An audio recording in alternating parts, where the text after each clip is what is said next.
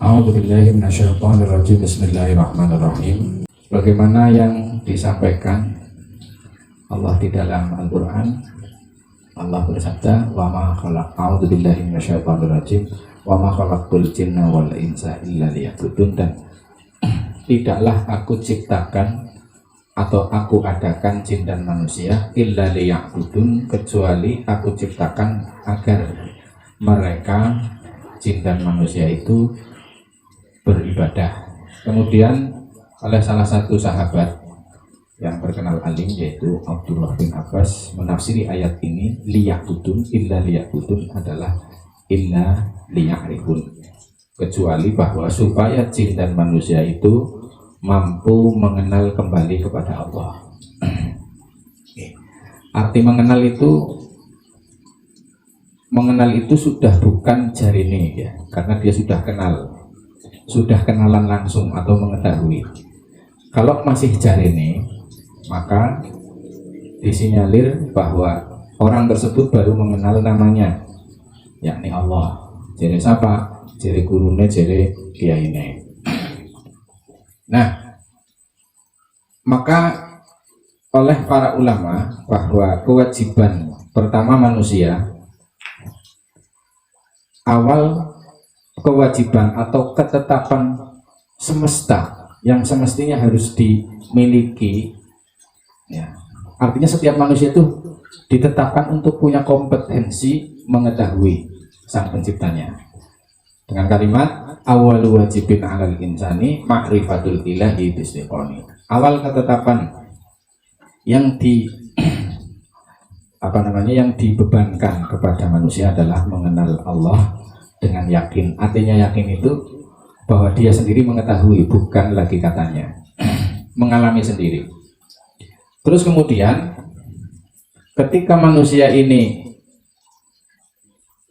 selanjutnya beragama atau mengamalkan aturan-aturan yang bersifat wahyu, ini yang sering disistilahkan dengan ad-din, agama, maka di dalam hal agama pun yang pertama dibebankan adalah ma'rifatullah. Awaluddin ma'rifatullah. Awal beragama itu adalah ma'rifatullah atau mengenal Allah. Karena selanjutnya ketika mengenal Allah ini tidak terpenuhi oleh yang bersangkutan, maka yang terjadi dia akan kemudian kesulitan untuk bisa masuk agama Islam itu sendiri, karena syarat atau rukun ya, lebih tepatnya rukun agama Islam itu adalah bersyahadat atau bersaksi. Kita lihat fenomena yang terjadi di sekitar kita atau bahkan kita sendiri. Terutama kita menelisik kepada diri kita sendiri perjalanan kita sampai pada malam hari ini. Jadi kalimat syahadat ya, yang sering diucapkan oleh para mulutnya manusia, tapi kemudian tanpa dibarengi mengerti maksud dari tujuan inti dari syahadat itu sendiri. Apa tujuan inti dari syahadat? Adalah mengenal atau menyaksikan akan Allah, karena secara pengertian bahasa syahadat itu adalah persaksian atau penyaksian yang diikrarkan atau yang diucapkan oleh manusia. Sementara pengertian bahasa dari kalimat syahadat adalah menyaksikan. Jadi kalau kemudian syahadat itu hanya sebatas diucapkan di mulut saja, maka itu baru dinamakan syahadat tanda. Tanda gue tenger. Tenger apa? Tenger bahwa secara zahir dia dianggap oleh manusia, sesama manusia, sebagai muslim secara zahir tok. Tapi apakah secara ruhani atau hati dia telah benar-benar menyaksikan Allah atau mengenal Allah? Tapi pada kenyataannya belum tentu orang yang mengucapkan kalimat syahadat di mulutnya itu hatinya mengenal atau menyaksikan Allah. Ini pula yang kemudian secara tidak langsung harus terbahas bahwa Allah perintah menyabdakan sebuah perintah, yakni udkhulu fis-silmi kafah. Masuklah kalian ke dalam agama Islam itu secara kafah, secara total. Siapa yang diperintah? Manusia. Lah manusia itu terdiri dari jasmani dan rohani. Lah bentuk perintah melaksanakan jasmani adalah ikrar tadi, iktiraf, pengakuan bahwa dengan mulutnya bahwa saya bersaksi tidak ada Tuhan selain Allah. Lah titik poinnya ini di kalimat bersaksi. Lah yang kedua adalah sisi rohani. Sisi rohani itu mengambil maksud adalah hatinya itu menyaksikan Allah, ya, menyaksikan Allah. Lah supaya hati ini bisa menyaksikan Allah, maka untuk bisa menyaksikan Allah, hatinya kudu ngerti Allah sing endi. Maka sebelum menyaksikan, sebagaimana tadi diungkapkan, awaluddin ma'rifatullah, bahwa awal beragama itu sebenarnya ma'rifatullah. Ya, terus inti beragama ya ma'rifatullah. Puncak beragama ya ma'rifatullah, sebagaimana dilambangkan dalam ritual haji bahwa puncak haji adalah wukuf diam, kemudian proses wukuf diam itu adalah di padang Arafah, yaitu pengenalan kepada Allah. Jadi awalnya kenal, puncaknya kenal ya. Nah sekarang kita membahas bagaimana kalau seandainya syahadat yang hanya sekedar di mulut saja, ya, sebatas diucapkan di mulut saja, maka penyaksian seperti itu atau ungkapan seperti itu adalah ungkapan yang kosong. Artinya mulutnya, bibirnya mengikrarkan ya, sebuah kata persaksian, namun ruh atau hati itu tidak ikut menyaksikan atau mengetahui Allah itu sendiri, sehingga bisa dikatakan lain di mulut, lain di hati. Seibarat buah, ia hanya bentuk kulit, tetapi orangana isine. Nah, yang dimaksud daripada isi di sini adalah apa? Hatinya mengenal Allah. Maka ketika di sini di dunia tidak selesai, ya mengko arep diberesi nang alam kubur, nang alam barzah. Maka pertanyaan yang pertama di alam kubur itu ora jere apa mana biuka, maki belatuka, ma imamaka itu. Yang pertama ditanya kesadarannya adalah man rabbuka. Loh, yang ditanya itu otak kepala yang ada di kepalanya atau kesadaran hatinya. Menurut Imam Sanusi, Syekh Sanusi, pakar tauhid ya, dan seorang waliullah, bahwa yang ditanya itu hatinya atau rohaninya. Artinya kamu kenal Allah apa enggak? Kalau memang di hatinya tidak ada mengenal Allah, ya tetap jawabannya la adri, aku orang ngerti, aku orang ngerti. Itu proses yang ngasih hitung dina, hitung bengi urung beres, ya 40 dina. Mulanya kan anak tradisi, anak wong meninggal, ya detah lili, hitung dina, 40 dina, 100 bangga wong sing wis apa namanya, orang yang sudah tahu ya insya Allah ya tahlilannya kurang baik sama ya itu. Oleh karena itu dari keterangan yang tadi disampaikan, bagi siapa saja yang sampai saat ini berasumsi dan berpersepsi beranggapan bahwa beragama Islam itu cukup mengucapkan kalimat syahadat ya, sementara ruhaninya atau hatinya tidak mengetahui apa yang sedang dipersasikan, maka perlu kiranya untuk mengupayakan belajar kembali ya, agar supaya ruh atau hati ini benar-benar sinkron dengan apa yang diucapkan, agar kedepannya tidak selalu membohongi diri sendiri. Artinya sebenarnya Allah tidak bisa dibohongi ya. Nah, orang yang kemudian mengucapkan kalimat syahadat sementara hatinya belum tahu, belum belum menyaksikan Allah, ya aslinya wong gue ngloboni awake dhewe. Ya. Jadi terpaksa nganggap misalnya akeh wong Islam sing kemudian mengucapkan syahadat tapi belum tahu maksud tujuan daripada syahadat adalah hatinya mengerti Allah kemudian menyaksikan akan adanya Allah, maka bisa dikatakan wong-wong gue mau apa Islamin nembe melu-meluan bahasa Indonesianya apa? Ikut-ikutan ya. Islam yang seperti itu ya baru dianggap secara zahir oleh sesama manusia, belum tentu dianggap secara yang sebenarnya. Nah, oleh karena itulah di sini ya diwajibkan atau ditetapkan bagi setiap manusia untuk belajar mengetahui dan memahami hakikat inti dari syahadat. Kepada siapa? Ya kepada orang yang mampu membuka tabir hijab hatinya agar dia kemudian mampu mengenal Allah, kemudian menyaksikan Allah. Lah, sementara agama Islam yang jere menungsa dianggap menurut manusia apa menurut Allah? Allah berfirman dalam surat Ali Imran ayat 19, "Innad dina indallahil Islam." Sungguh agama yang diridhoi di sisi Allah adalah Islam. Nah, Islam itu sendiri apa? Islam itu kalau kembali kepada pengertian bahasa adalah pasrah. Itu secara etimologi.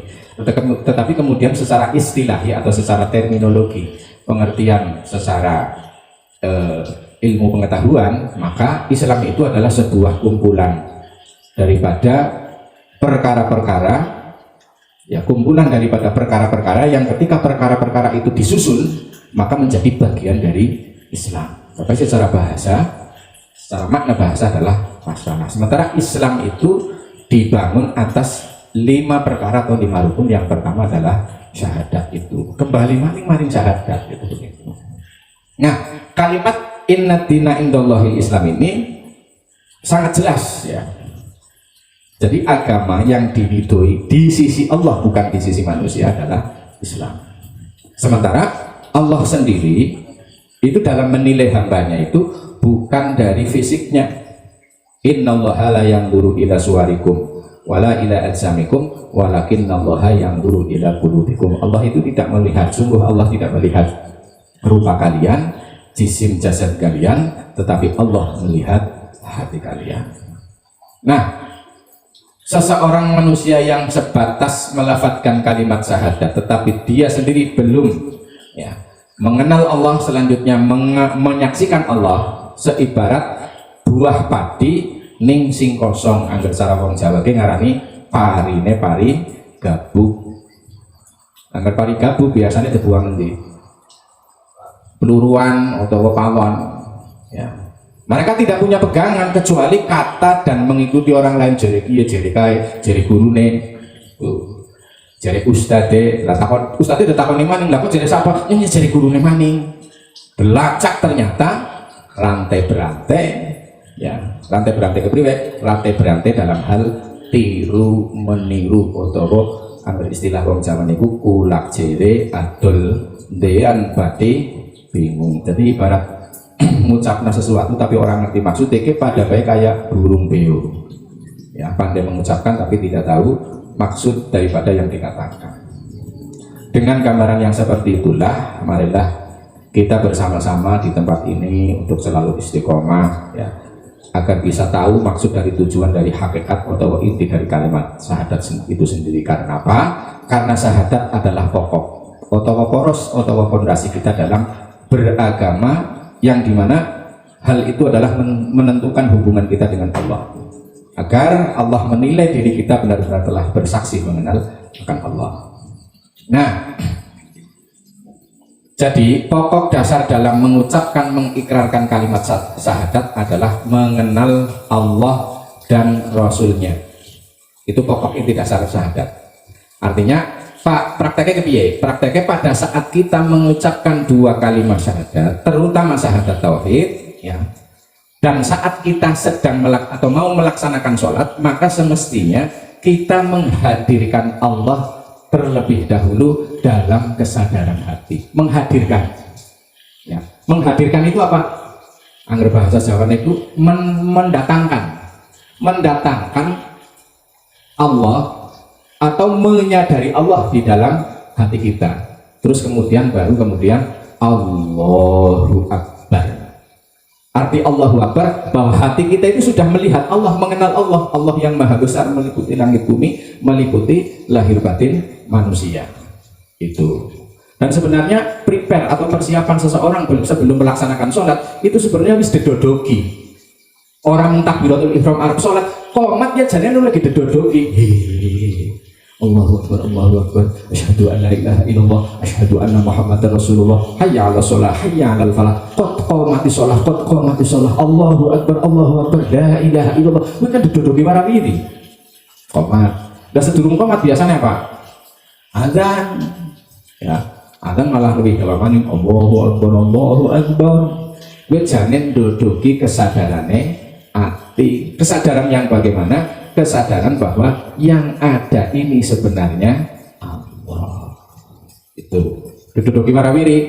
Terus saya pribadi mengutip meneliti kalimat, salah satu kalimat dalam qomat itu ada kalimat qad qamatis shalah, qad qamatis shalah. Itu kalau secara bahasa diartikan apa anane? Qad qamat, teman-teman wis terlaksana. Apa as-sholatu? Menyadari Allah. As-sholah itu kalau secara pengertian bahasa itu doa. Tetapi kemudian kalau kita kaitkan dengan penjelasan Allah di dalam Al-Quran, aqimis sholata lidzikri, dan dirikanlah sholat untuk mengingatku. Jadi inti daripada sholat adalah mengingatku. Kalau dalam bahasa yang operasional adalah menyadari adanya Allah. Nah, kalimat qad qomat itu telah benar-benar bahwa sholat sadar Allah itu sudah berlangsung dari dahulu. Artinya bisa diartikan bahwa keberadaan Allah itu sudah nyata, ada cetawela-wela dari dahulu hingga sekarang. Sementara kemudian pada saat-saat tertentu kita lahir, ada yang 76, 1976, 1970, ada yang dilahirkan 1960, ada yang dilahirkan 1980 dan bla bla bla lainnya. Itu sebenarnya ketika kita diciptakan, diadakan oleh Allah, yang pertama kali ya dihembuskan atau yang pertama kali didodok siapa ya bahasa Indonesianya? Diketukkan di dalam hatinya manusia adalah mengenai persaksian itu, sebagaimana yang diabadikan dalam Al-Quran bahwa Allah berfirman wa asyhadahum ala anfusihim alastu birabbikum, dan Allah mempersaksikan kepada jiwa-jiwa manusia, anak turunnya Nabi Adam semuanya. Kemudian Allah bertanya alastu birabbikum, bukankah aku ini yang ada Allah, adalah Allah? Maka kemudian seluruh jiwa manusia mengatakan qalu bala syahidna, nggih ya kami menyaksikan. Itu kembali lagi kepada tadi bahwa pada saat kita mengucapkan dua kalimat syahadat seperti yang tadi kita praktekkan, semestinya itu kita telah benar-benar merasakan kehadiran Allah atau menyadari adanya Allah. Maka apa yang kita ucapkan, saya bersaksi tidak ada Tuhan selain Allah, itu makna umumnya. Jadi bahasa Indonesia itu kadang-kadang kurang bisa mendekati intisari daripada kalimat-kalimat yang berbahasa Arab. Saya kok lebih setuju kalau seandainya kalimat la ilaha illallah itu dimaknai secara Jawa agar lebih merasuk, intisarinya terasa di dalam hati nurani kita. Kalau orang Jawa memaknai la ilaha illallah kan lebih kepada ini rasa. Ya, kalau dibahasakan itu begini, la ilaha ora nana apa illallahu kecuali sing ana. Lah sing ana ki siapa? Allah. Ini bukan berarti asal-asalan, karena memang kalau kita kembali kepada sifat wajib 20 ya, sifat wajib 20 itu yang pertama apa? Allah, wujud Allah itu ada. Jadi aslinya ora nana apa-apa kecuali sing ana. Lah kita semuanya kan ada. Nah, adanya kita, saya kaitkan dengan lagu Roma, adanya diri ini dalam ranah batin loh ya, adanya diri ini itu jadi bukti adanya Tuhan itu ya. Nah, saya lanjutkan. Jadi kalau ketika bersahadat, ketika sholat kok tidak mampu atau belum mampu menghadirkan adanya Allah ya, baik pada saat kita mengucapkan syahadat atau ketika kita sedang melaksanakan sholat ya, kok belum bisa ya, maka hal itu atau fenomena itu berarti kita baru melaksanakan syahadat secara kulit atau juga sholat secara kulit. Bahasa lainnya berarti syahadatnya nembe sarengat, sholatnya yang nembe sarengat. Bahasa yang lain berarti apa? Syahadatnya nembe fisik atau zahir, sementara hati ruh kita belum bersyahadat. Kalau dalam hal sholat berarti sholat orang yang belum mampu menghadirkan Allah atau mengenal Allah atau menyaksikan Allah, maka sholat orang yang bersangkutan baru sholat secara fisik, sementara ruhaninya belum sah dikatakan sudah melaksanakan sholat. Nah, adapun terus caranya bagaimana? Solusinya adalah bahwa cara atau kaidah rumus-rumus untuk bisa menghadirkan Allah ke dalam kesadaran hati kita adalah dengan mempelajari ilmu mengenal Allah atau sering disebut dengan ilmu ma'rifatullah. Nah, ilmu ma'rifatullah atau ilmu mengenal Allah sudah dirumuskan oleh para alim ulama dalam hal akidah, yakni mempelajari sifat wajib 20, sifat yang tetap pada Allah, yakni yang berjumlah 20, yakni Allah wujud, qidam, baqa, mukhalafatul hawadisi, qiyamuhu binafsihi wahdaniyatna. Terus kemudian qudrah, iradah, ilmu hayat, sama basar, kalam, qadirun, muridan, aliman, hayyan, sami'an, basiron, mutakal, liman 20 ya. Nah, kembali kepada itu tadi apa namanya, ilmu ma'rifatullah. Nah, ilmu ma'rifatullah itu ya adalah sebuah ilmu yang dimana dengan ilmu itu kita dapat mengenal Allah, tentunya dengan rumusan-rumusan para ulama, orang-orang daerah, orang ujari dewi. Nah, agar supaya apa? Agar ketika kita mengenal Allah, nanti kita bisa diterima syahadatnya. Karena ada ulama yang mengatakan bahwa syahadat ini dapat diterima manakala sudah memenuhi beberapa syarat-syaratnya. Yang pertama adalah al-ilmu al-munafi lil jahli, bahwa syarat diterimanya syahadat adalah mengetahui ya. Mengetahui apa? Mengetahui inti syahadat itu, karena syahadat itu persaksian ya. Jadi perpaduan antara syariat dan hakikat, perpaduan antara zahir dan batin. Zahir itu untuk sebatas mengungkapkan apa yang terjadi atau apa yang berlaku di dalam hati ya. Itu diikrarkan, diucapkan lewat mulut. Itu sebenarnya itu takmnya seperti itu. Nah, kira-kira kita dari kecil kon maca syahadat berulang kayak dia orang? Enggak ya? Enggak diajari seperti ini. Loh, kok bisa orang berulang? Karena tidak ada yang mulang. Loh, kenapa bisa kasih mulang? Karena urung ketemu wong sing tayeng mulang. Angger kok ana wong sing tayeng mulang, ya gugup kan dia. Karena ini untuk keselamatan terutama ruhani kita nanti pada alam yang terakhir, alam yang selama-lamanya. Jadi mengora keder kana. Sebab angger nengkene orang ngerti ya, orang ngerti Allah. Terus kemudian kok gugup mati. Ya, mungkin nang alam sana ya tes-tesannya yang menrobuka ya.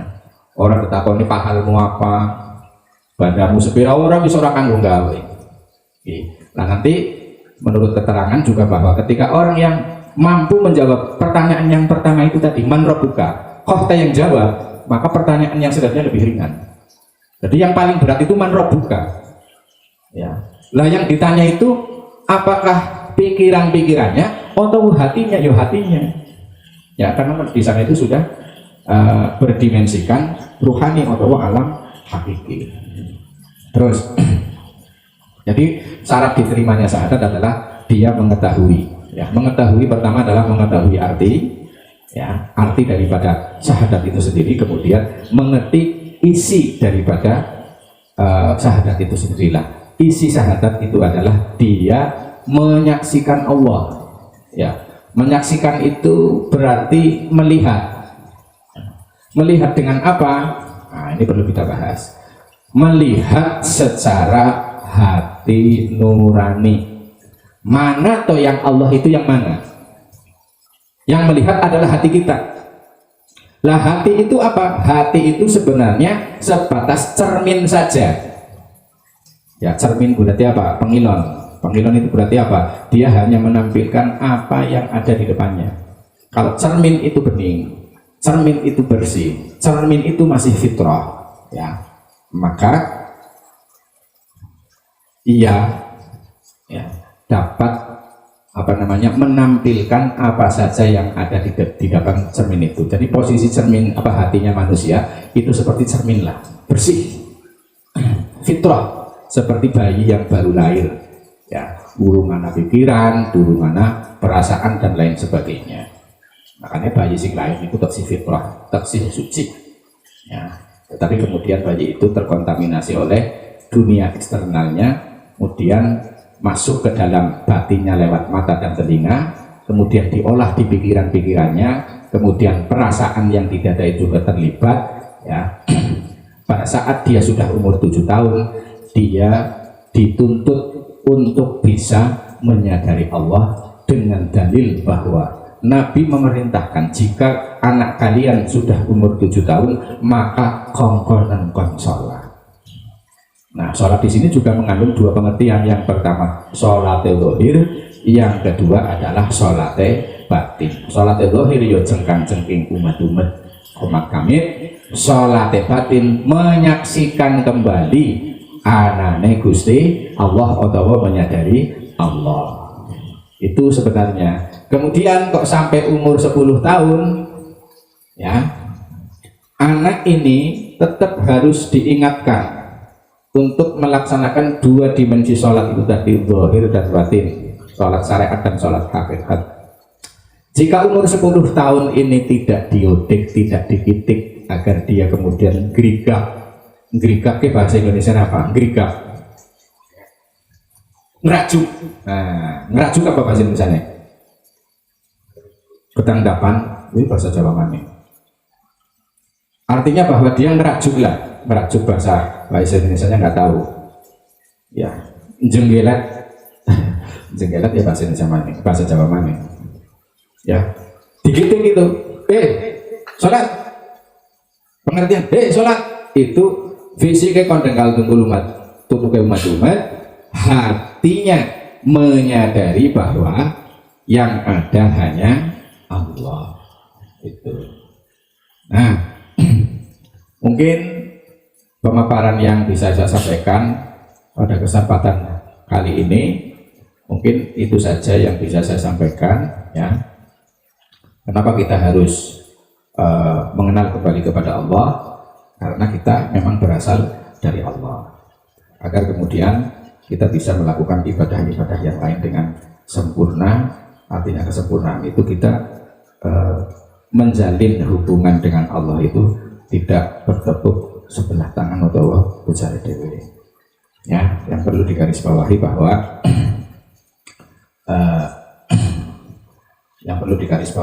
bahwa sebenarnya semua manusia itu telah menyaksikan Allah. Dalilnya mana?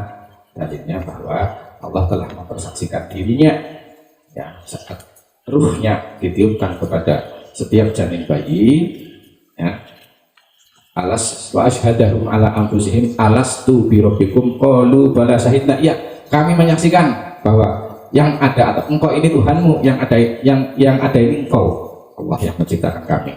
Nah, itu berarti tanda atau dalil bahwa semua manusia, tidak peduli agama apa saja, itu sudah pernah menyaksikan Allah Subhanahu wa ta'ala. Sehingga itu selaras dengan apa yang diungkapkan oleh Syekh Ajibah Al-Hasani bahwa fannasu kulluhum yusyahiduna. Sampai pada hari ini pun, malam hari ini pun, siapapun yang masih hidup di dunia ini kulluhum yusyahiduna, seluruhnya itu sebenarnya menyaksikan Allah. Menyaksikan apa? Menyaksikan adanya Allah, tetapi mereka tidak mengetahuinya atau tidak menyadarinya. Kenapa kok tidak bisa menyadari Allah?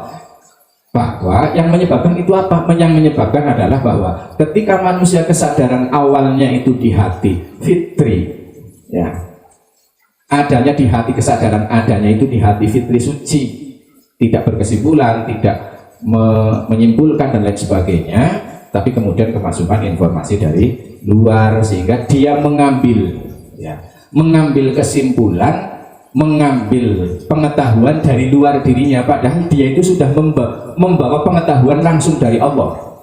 Ya. Wa kulluhum fil bahri wa la yas'urun, mereka sudah di dalam lautan keberadaannya Allah, tetapi orang pada kerasa. Akhirnya apa? Akhirnya ya dia berarti apa? Ketutupan oleh Allah. Apa sing nutupi? Ya kowe mau salah cipta atau salah pikir atau salah nganggep. Salah nganggapnya itu apa bentuknya di dalam batin manusia? Manusia yang diadakan oleh Allah semestinya itu harus menyadari bahwa yang ada ini Allah, tapi kemudian disimpulkan oleh pikirannya bahwa akulah yang ada.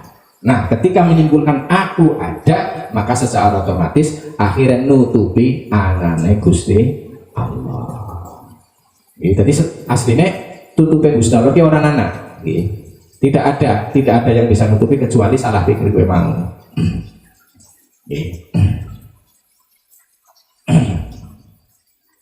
Kok bisa kayak gue ya? Ya itu memang sudah itu tadi kekuasaannya Gusti Allah. Nah, jadi salah pikir itu tadi, salah kesimpulan itu atau khayalan itu tadi, salah pikir itu salah khayalan. Lah khayalan atau angan-angan pikiran itu perkara yang adamian ke orang nanau nganu nyimpul-nyimpulan pikiran. Sementara dengan kenyataan adanya Allah itu sangat nyata. Kok bisa ketutupan karo angan-angan pikiran? Maka ada juga yang mengungkapkan wong Gusti Allah terang benderang seperti ini. Ya, kok kemudian dadak degoleti karo teori-teori yang dari luar utawa jere-jerene wong.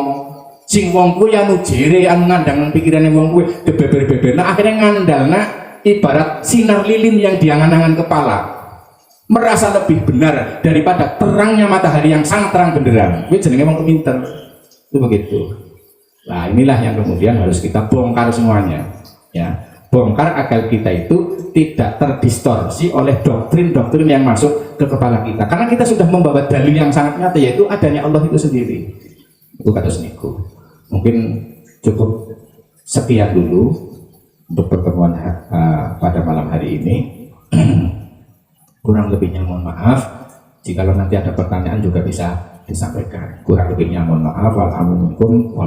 Wassalamualaikum warahmatullahi wabarakatuh.